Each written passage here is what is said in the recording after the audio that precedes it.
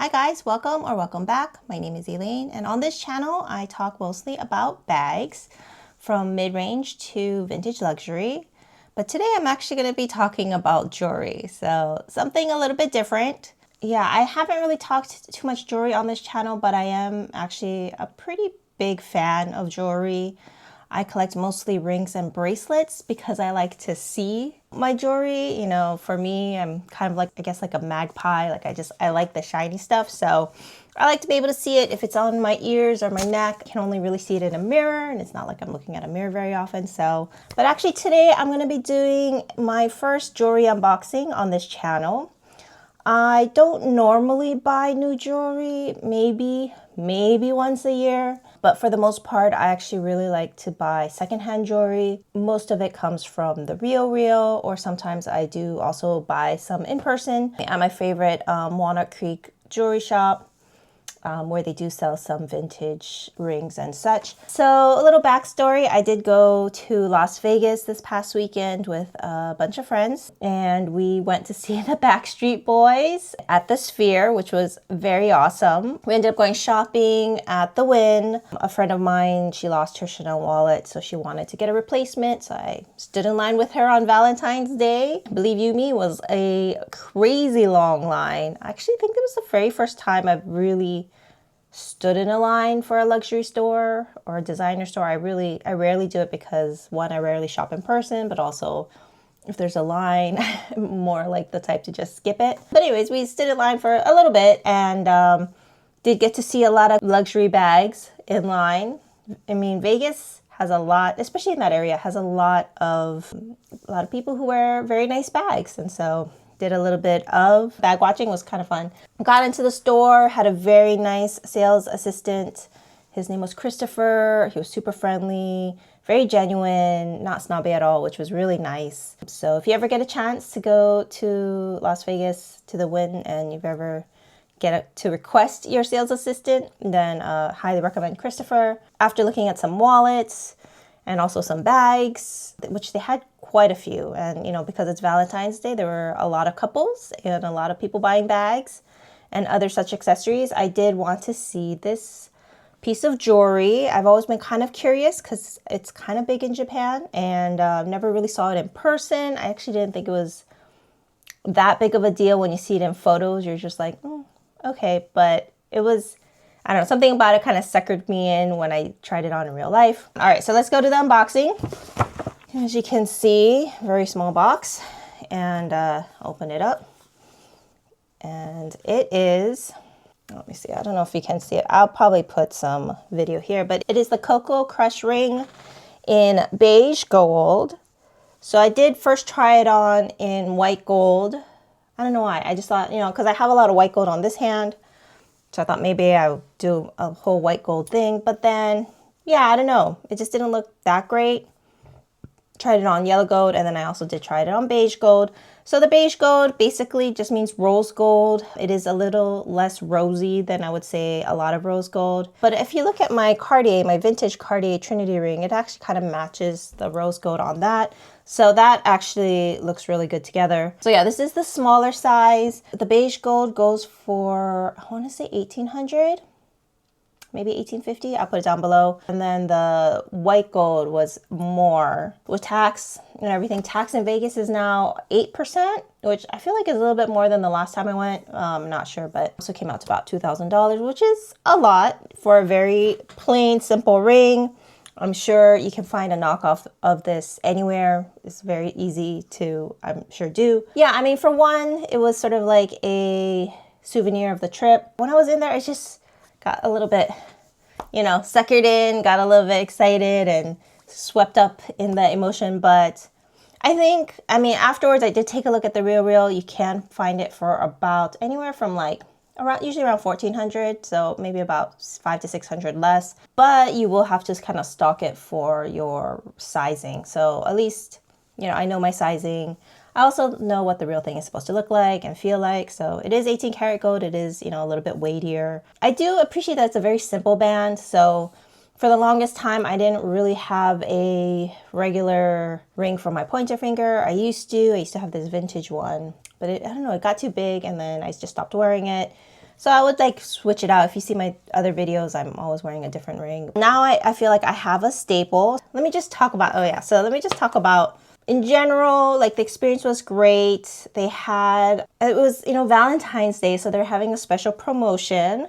So I did, as part of buying that piece of jewelry, they did make this portrait of me. So they had a artist who's doing portraits with the piece of jewelry. So here it's used as a necklace because she doesn't draw hands. The artist here says ChristinaTudor.com. It's cute. I like it. I mean, I don't know if I'm going to put it up anywhere, but was a nice touch. And on top of that, I also did get a couple of free beauty items. So first I got this serum, you know, comes a serum for both the eye, let me see, the eye serum, as well as a general face serum. I tried it out. It's not too bad. It is a little fragrant, but not overwhelmingly so.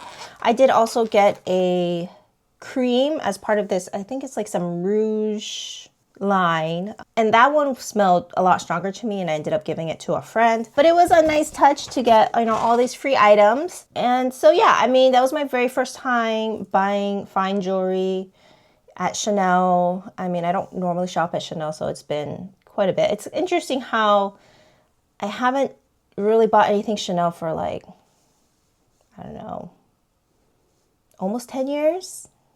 And then all of a sudden I have like 2 new bags and jewelry. So in Vegas, the Wynn, the Chanel at the Wynn has a jewelry section that's separate from the rest of the store, sort of. Like it's connected, but they're very, it's almost, they kind of treat it like a standalone.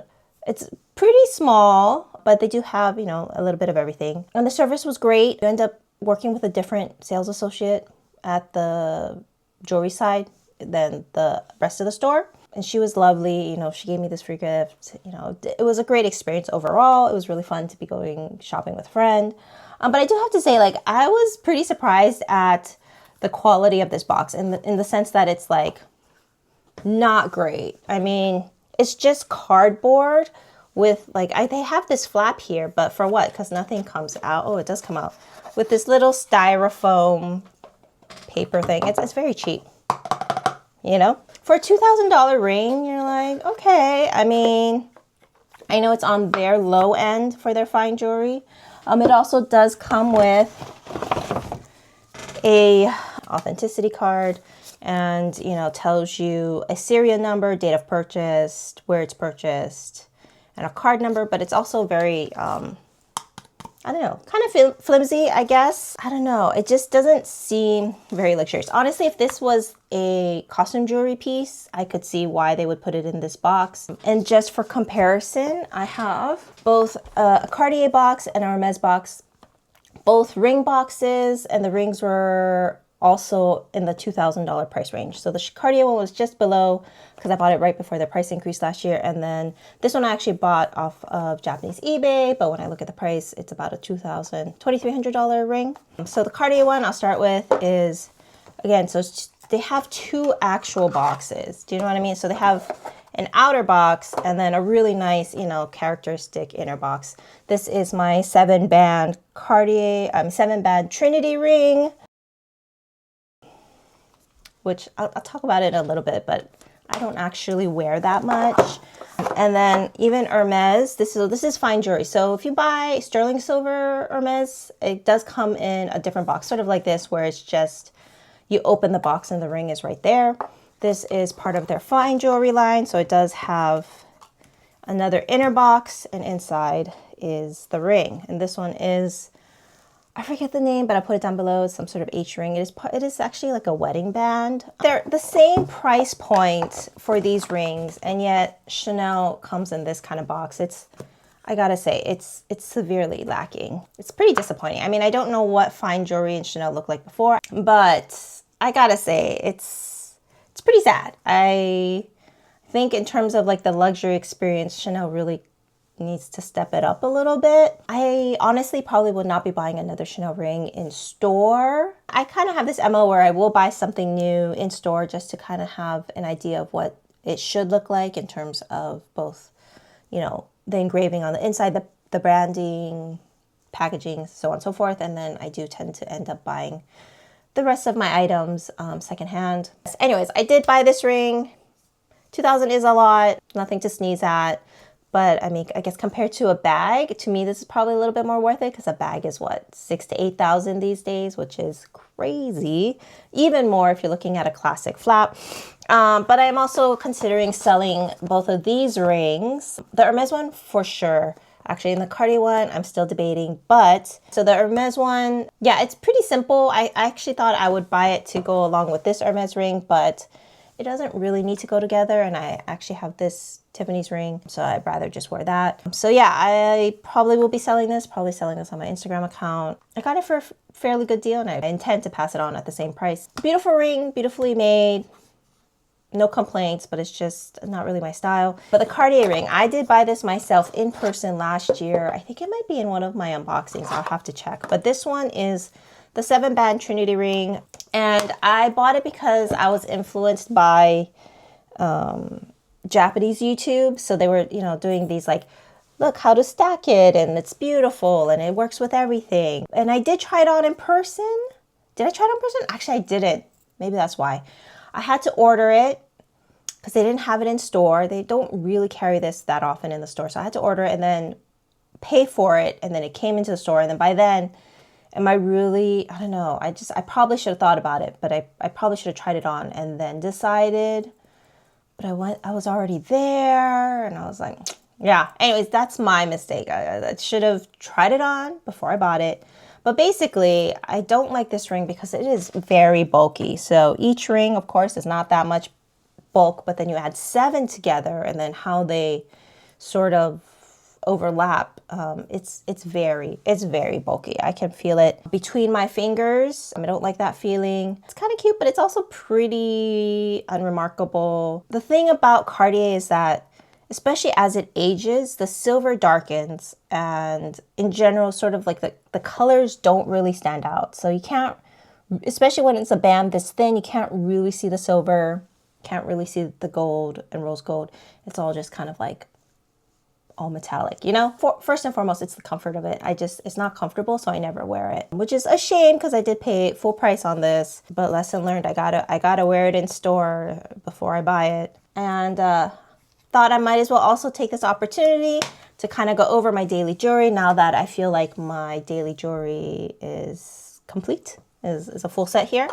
And if you've been watching this far and maybe if you've seen me in another video or two, I would greatly appreciate if you consider subscribing. It would truly help the channel grow. Thank you. So I'll start with the rings. I also got a home manicure by one of my friends there, which was very nice since I rarely ever do my nails anymore. So anyways, I'll start with my, I guess you could call it wedding band, but is not my original wedding band. I got this after my daughter was born. It's the Trinity. It's a vintage one. It's a Limus de Cartier. So it's supposedly a lesser line, like not as expensive as the main Cartier line, but it's made from the same materials. It looks exactly the same except for the words Limus on it, which honestly, you can't really see. I sourced it from Japanese eBay and got it for a really good price. But yeah, basically my wedding band after I gave birth didn't fit right.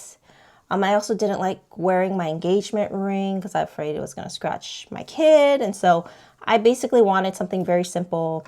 And then now that there's 3 of us in this family, this Trinity ring felt very fitting. I love this Trinity ring.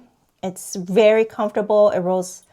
It's kind of my fidget ring now. I probably said this in some other videos, but yeah, it's just, I feel empty or it feels awkward without it now. It's such a part of my daily jewelry. And then of course I have my newest ring here, which is the Chanel Coco Crush in beige gold. And then on this side, so this side usually changes with whatever I'm feeling, but I've been wearing this combo for months now. Probably ever since I started wearing a stainless steel watch, I felt like, I kind of need more white gold or sterling silver, some silver looking jewelry. I bought this middle finger. It has the Hermes ring.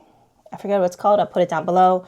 I saw it on my Hermes sales associate in Hawaii and I loved it on her. Hers happened to be yellow gold. And then I bought this one off of the RealReal because I had some credit.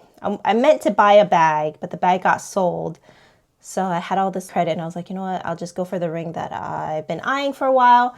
Honestly, best decision because I don't even remember what bag I had wanted, but this ring is so comfortable. I love that it's a very flat profile, so it's very easy to wear.